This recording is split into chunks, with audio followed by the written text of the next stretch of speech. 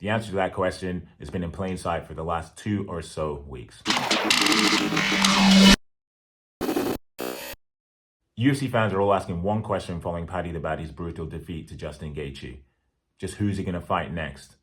The answer to that question has been in plain sight for the last 2 or so weeks. By now, you all know the Baddy's bid to become the 4th Brit to hold UFC gold ended in a brutal and bloody unanimous decision defeat to Gaethje, which resulted in him being transported to the hospital. Questions are now being asked about his legitimacy as a top 10 lightweight, but one thing is for certain, he showed incredible heart after being knocked down 2, borderline 3 times and being visibly gassed from arguably the 2nd round onwards. Now, back to the question at hand, who's he going to fight next?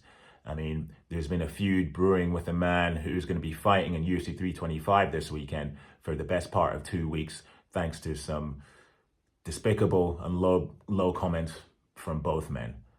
That man in question is, of course, Dan the Hangman Hooker, who takes on Benoit Saint-Denis in an absolute barn burner at UFC 325 in Australia early on Sunday morning. Win or lose, Hooker is in pole position to fight Paddy Pimblett next. The question remains now whether Paddy would be willing to give Hooker top billing on a card potentially in the UK or a co-main event slot on a big card in America. But that is the fight that will be next for him, win or lose, ladies and gentlemen. Because at this moment in time, Hooker, who is longtime pals with Israel Adesanya, is a big star and has done more than enough to capture the attention of the Baddy. Personally, for me, that is the fight that is going to happen. I don't see the UFC giving him an Arman Tsarukyan or any of the other top contenders in the lightweight division, like former featherweight champion Max Holloway and former lightweight champion Charles Oliveira.